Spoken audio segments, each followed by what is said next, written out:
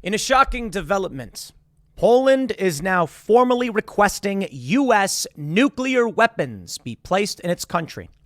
We have already delivered many weapons, material as they call it, to Poland, such as Apache helicopters for tank busting.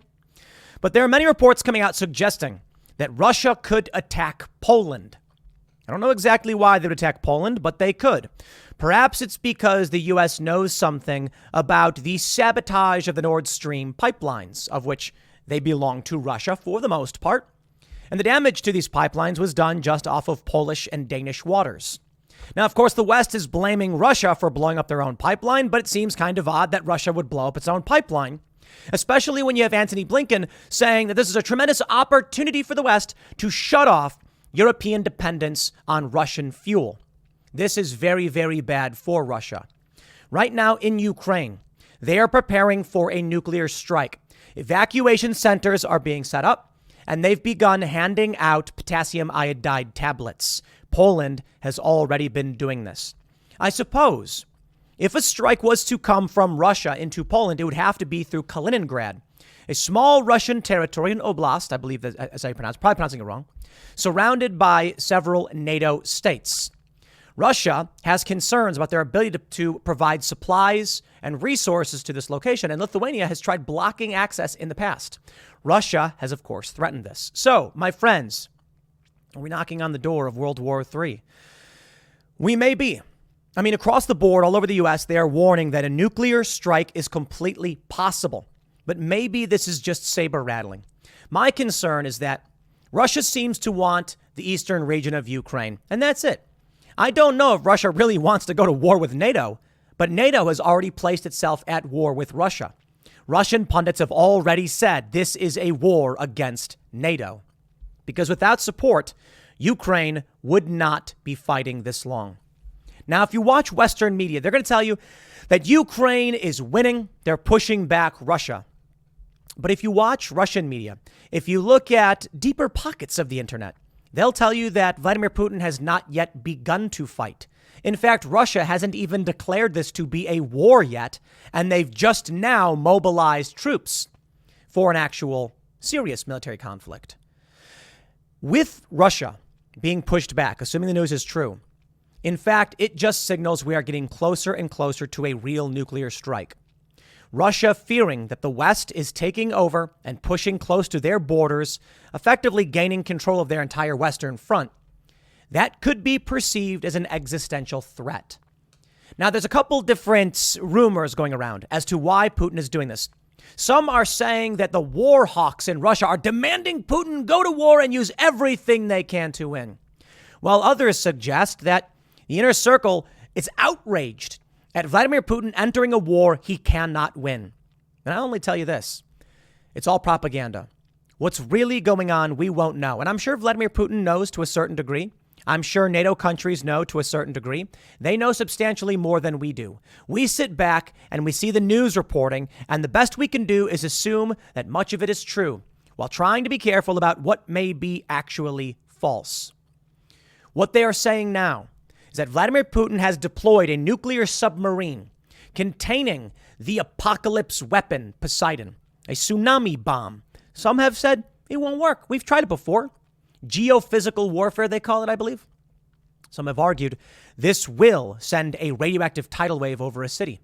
We're also seeing reports, again, I covered this a few days ago, about a nuclear, let's just call it a team or division of the Russian military responsible for maintaining and deploying rockets and nuclear weapons. This train has been seen on the move. So, some believe that we are actually headed towards a nuclear war, but I wonder if it is just the West trying to saber rattle to justify nuclear deployment. It's a scary thought.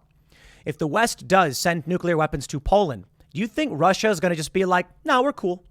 All of this will pressure Russia into actually utilizing tactical nuclear weapons, nuclear artillery, and potentially nuclear torpedoes, and maybe even ICBMs. Let's read the story. Let's get into the news. Before we do, head over to timcast.com, become a member to support our work. As a member, you'll get access to exclusive segments from the Timcast IRL podcast, uncensored, members only Monday through Thursday at 11 p.m.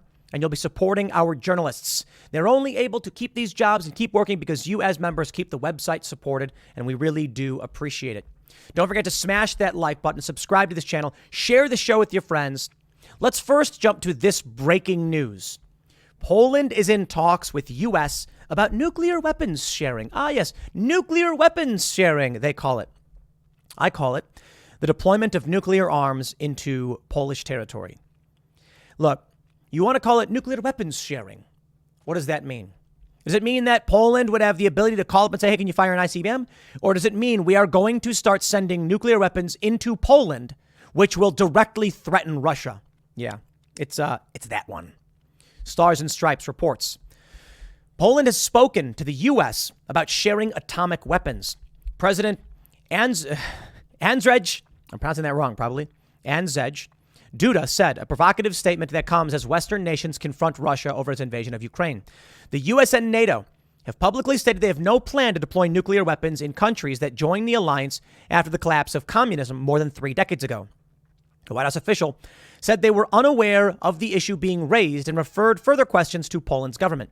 The Biden admin is seeking to walk a fine line between supplying Ukraine with advanced weaponry while avoiding moves that would cause the Kremlin to further escalate the conflict.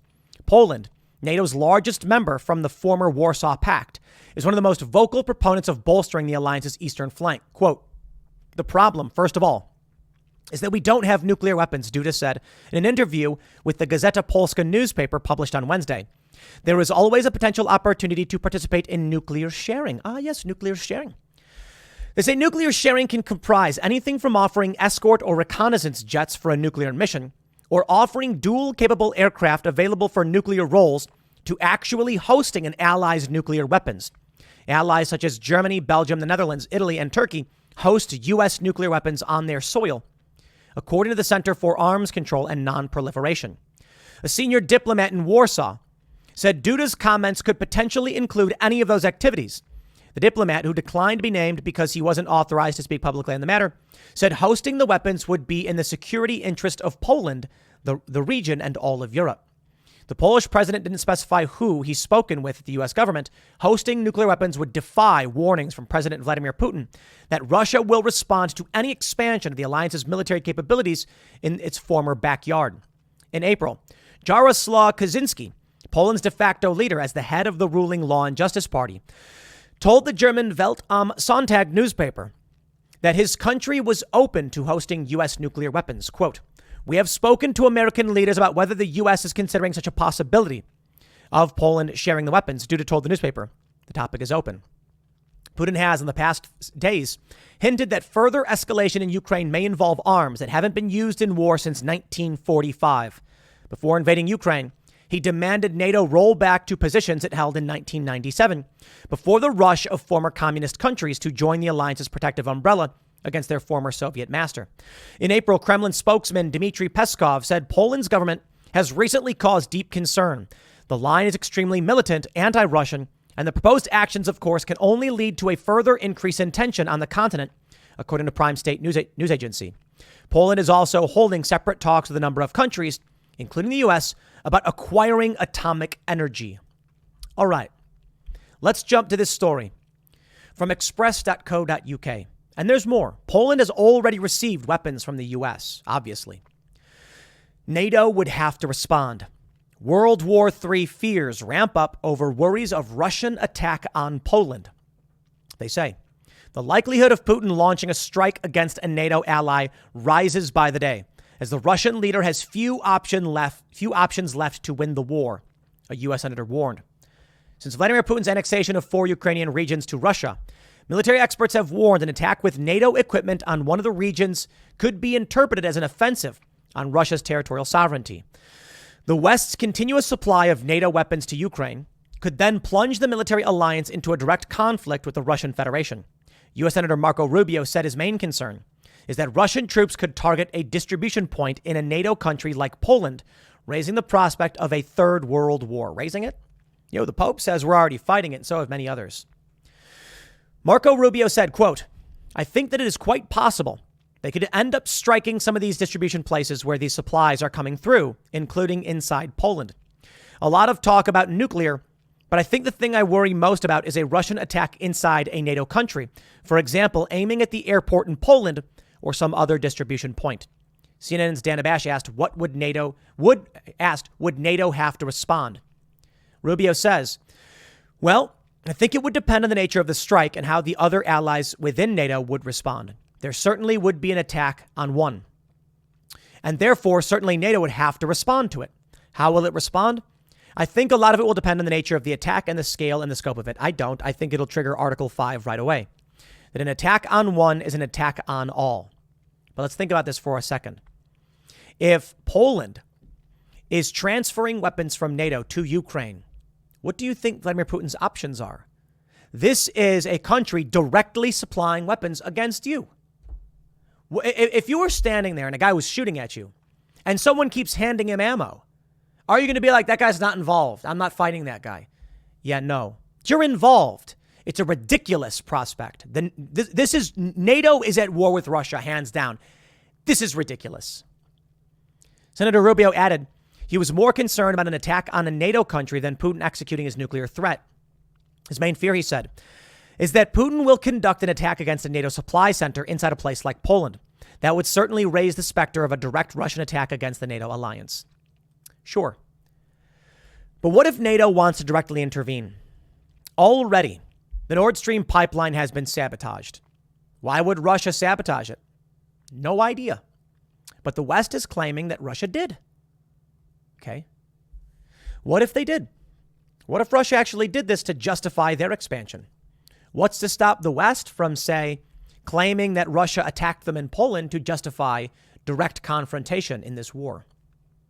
I'm not going to pretend anybody is a good guy in war. War is about winning. That's the game. So if the West needs a reason to send in the full might of its military, why wouldn't it stage an attack on Poland? A bomb goes off at a military distribution center for Ukraine. They say it was clearly Russia attacking Ukrainian supply lines, but now they've gone too far. Think about it this way. Nord Stream gets sabotaged. So who got attacked? Why isn't NATO responding? Oh, that's right. Nord Stream is, I think, 51% controlled, is owned by Russia. So it wasn't like Denmark or Poland got attacked, so NATO ain't doing anything. Makes you wonder about who really attacked this. From Stars and Stripes, acquisition of Apaches, other U.S. material to make Poland formidable on NATO flank, Envoy says. Here's what I think. I think the U.S. has been sending weapons to NATO allies, Poland, for instance. I'm sure a lot of weapons have found their way into Estonia, Lithuania. But they're keeping it on the DL. No, the war is only Ukraine. But you'd be nuts if you thought NATO wasn't preparing for a full-scale war. They are. They're sending Apaches to Poland. This is from a couple weeks ago. What do you think Russia's doing? Do you think Russia's sitting there being like, no, we're not going to war with NATO? No. They already think they're at war with NATO. So where do we go from here? I think nuclear weapons are a real possibility. As I've mentioned several times, low yield. Maybe it comes to ICBMs. Stars and Stripes reports Poland's plans to acquire nearly 100 tank killer Apache helicopters from the U.S. will be a difference maker for NATO. A top American diplomat said this week in touting initiatives intended to bolster the alliance's crisis response plans. Quote, if Russian tanks threaten an inch of NATO territory, those Apache helicopters will stop them in their tracks. U.S. Ambassador to Poland, Mark Brzezinski, said in a speech highlighting Warsaw's role in defending NATO's eastern flank. Apache helicopters are an armored vehicle's worst nightmare. They are tank killers. Brzezinski's remarks come as Poland is taking steps to boost its defenses and standing in NATO's military pecking order. Recent acquisition efforts involve billions of dollars in U.S. military hardware. I love this.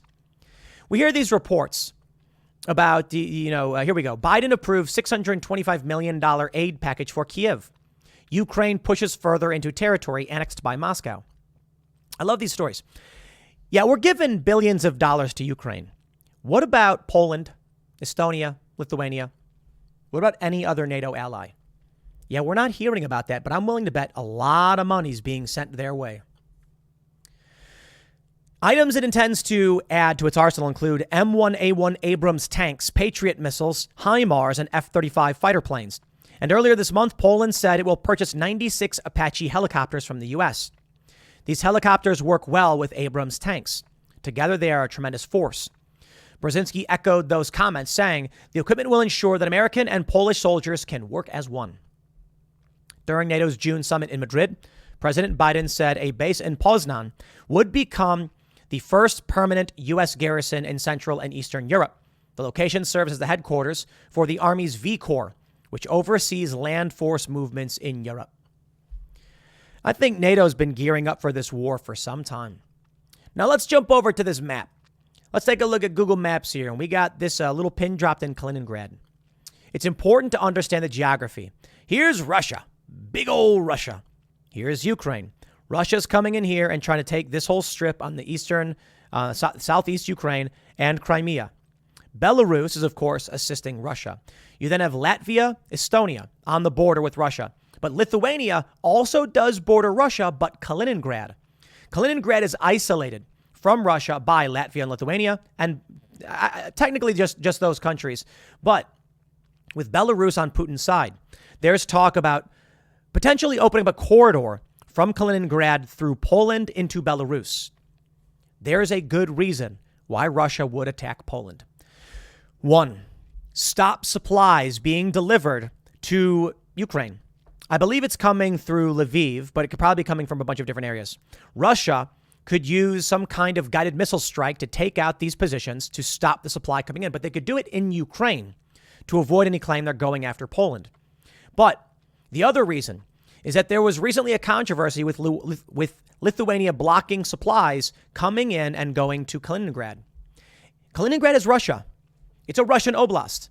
If they don't get resources, Putin will intervene to make sure his people are getting what they need. Now, one potential is that they go through Poland, cutting a slice through here to connect Kaliningrad to Belarus, or to at least create a corridor allowing them to travel. This, an act of war. Right now, they're operating on the good graces of Lithuania and Poland. And the very interesting thing about all of this is that while war is currently raging, man, they're trying really hard not to go full scale. I wonder what it would mean if Putin were to declare a full-scale war on Ukraine. Right now, Russia is still delivering some energy. Russia is still negotiating with Lithuania. Lithuania is still allowing Russian goods to travel. Why? Why not shut them down, block off the borders, cut them all off, and say war? I can't tell you. It seems like everybody is hesitant to go that far, but we are going that far. Now, Kaliningrad is a powerful piece of territory for Russia. It gives them access to the Baltic, puts them very close to the Nord Stream, where Nord Stream was sabotaged.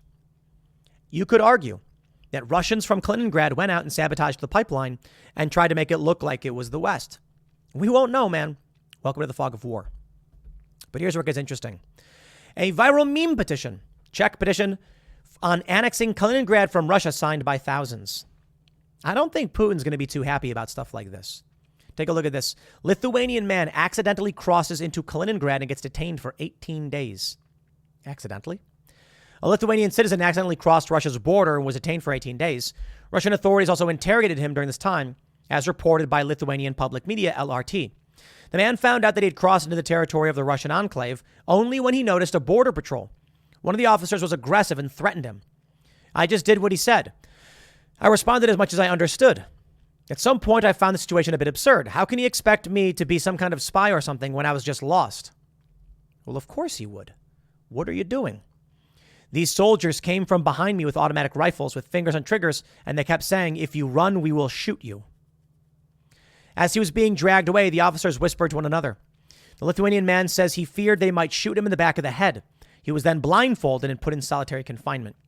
While in detainment, he was interrogated by an Oman officer and who asked him provocative questions, such as his opinion about the Russian-Ukrainian war and so on. The man spent several days in solitary. He was then brought to a refugee center where he spent more than 2 weeks. There, he was able to read, play chess, and do sports. He was also allowed to use his mobile phone for an hour every day. He remained detained in Russia for 18 days. With mediation from Vilnius, he was successfully returned to Lithuania. Could it have been a spy? That's probably what Russia thought. Why? Well, here you go. From Insider. U.S. spy planes appear to be monitoring a Russian enclave in Europe, possibly looking for signs of nuclear weapons activity. Flight tracking websites have spotted U.S. spy planes flying around the Russian enclave of Kaliningrad. So, Kaliningrad is being spied on. Dude then crosses the border. Russia doesn't take it lightly. My friends, we are dangerously close to very serious war. I covered this story before, but it bears repeating in the context. Rare video shows Russia moving equipment belonging to a nuclear weapons unit. Conrad Mazika says, why 12th Gumo? It is not about trucks, as it was mentioned in The Guardian. According to our knowledge and military analysts we work with, this Vistral vehicle with a 30-millimeter turret is used solely as protection for 12th GUMO. This is another train with military equipment is actually carrying a kit belonging to the 12th Main Directorate of the Russian MOD. The directorate is responsible for nuclear munitions, their storage, maintenance, transport, and issuance to units. Very interesting. This video of a train is a very good example of Russian strategy of trying to increase the pressure on the West and signal its maybe not necessarily readiness, but willingness to escalate the situation. Here we go, baby. First thing we see, a shot across the bow. Nuclear artillery fired, detonating, but missing. The next thing we see, tactical nuclear strikes, small yield weapons to damage Ukrainian military assets. The next thing we see, the targeting of cities, destruction of the economy, shock and awe. The next thing we see after that, mutually assured destruction, I guess. Russia saying we're going to nuke Poland or something to destroy their capability to transport weapons to Ukraine. Ukraine certainly thinks so, or maybe they're playing dirty games. I don't trust Ukraine. The Hill reports Ukraine capital preparing evacuation centers for possible nuclear strikes. The Daily Mail reports Kyiv gives out potassium iodine pills to evacuation centers in preparation for nuclear attack on Ukraine's capital. This is what I have been saying. It's a precursor. Potassium iodide, it'll help. It's not going to, you get hit by radiation, gamma wave, you're going to be hurting. This is just to prevent radioactive iodine from getting into your thyroid. It is not an end-all be-all protection. They say potassium iodine pills can help block the absorption of harmful radiation by the thyroid gland if taken just before or immediately after exposure to nuclear radiation. All it is a supplement. Theoretically, you could take some of that salt with added iodine to help. You basically want to maximize your iodine intake. Here's what I've been warning about for those that didn't hear it. Russia wants to shock and awe, all right? So when I described shot across the bow, tactical nuclear strike, nuclear artillery, and then shock and awe, I believe, I wouldn't be surprised if when it gets to that point, Russia uses a lower yield, say 100 kiloton nuclear strike on Kiev. Could kill tens of thousands of people, causing permanent damage. Well, causing damage that would not be repaired for some time. We'll put it that way. It's permanent, we can repair. Against Kiev, against the capital. Why? Ukrainians, they'll flee. That's what you got to understand. There are many men fighting on the front line. They have families back in Kiev. So long as Kiev is safe, they're willing to fight on those front lines. It's not everybody. Maybe not even a majority, but enough. Vladimir Putin accomplishes many things with a nuclear strike on Kiev. He cripples one of the key centers of intelligence and operations and command in Ukraine. Many of the commanders probably aren't operating out of Kiev. They're probably operating out of Poland because of the threat. It cripples a large portion of their economy, and it will terrify Ukrainian citizens. Those who are taking up arms against Russia, many of them might just say, I don't want to die in nuclear blast. Worse still, when the strike happens, there may be many men who say, my children are in Kiev and I can't get a hold of them. I'm reminded of a scene in the movie The Patriot. Man, one of my favorite movies. I reference it all so often. There's the scene where the British dude burns down the church, kills everybody in it. And then when the main character and his, riders come upon the city and they see the wreckage and the burning rubble of all the buildings burned down, one guy gets up, knowing that his wife and kid were in this town, and he looks around, just completely shocked, looks up, pulls out his flintlock and blows his brains out. That's it. And they yell, no!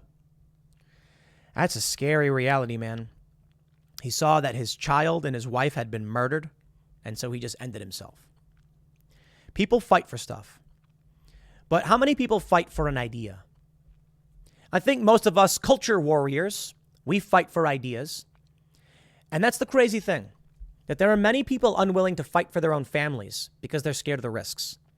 But you look at what happens to your families. Right now, there's a story from the post-millennial about a man whose child, his wife is divorcing him and wants to medically sterilize his daughter. It's insane. And he's saying he's going to fight back. He's going through the courts and doing everything he can. But if the culture war was fought, if the ideas were battled, this would never have happened. Let's go to Kiev. How many of the people on the front line of Kiev are fighting for an idea? I don't think very many.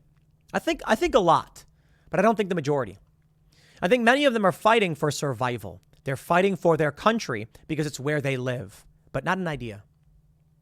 How many of them are fighting because their family is at risk? Probably a lot.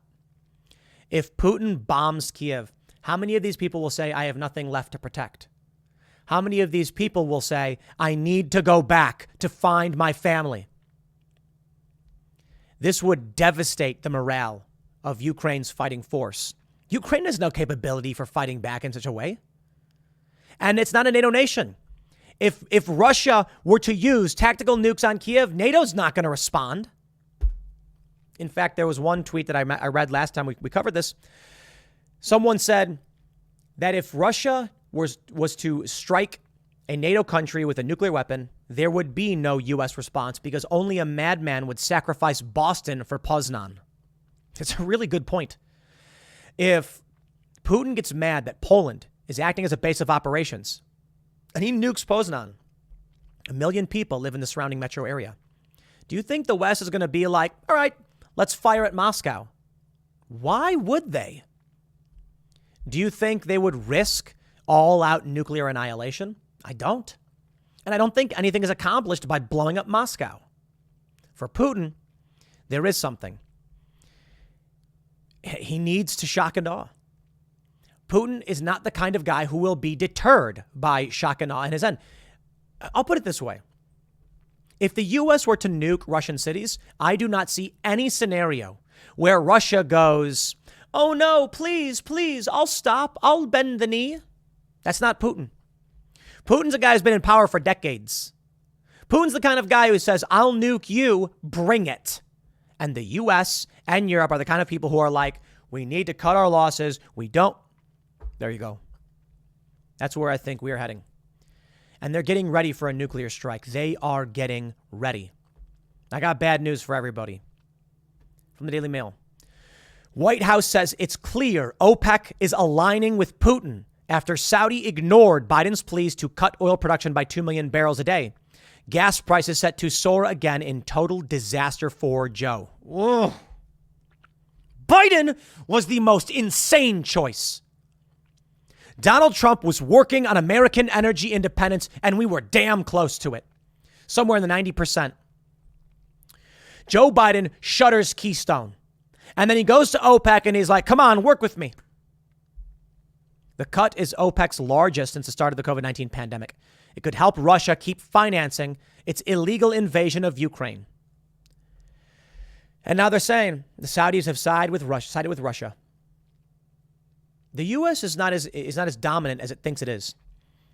Joe Biden is out of his mind. These people running this country, they are going to destroy everything. It's getting bad, my friends. And here's the worst part. A butter shortage.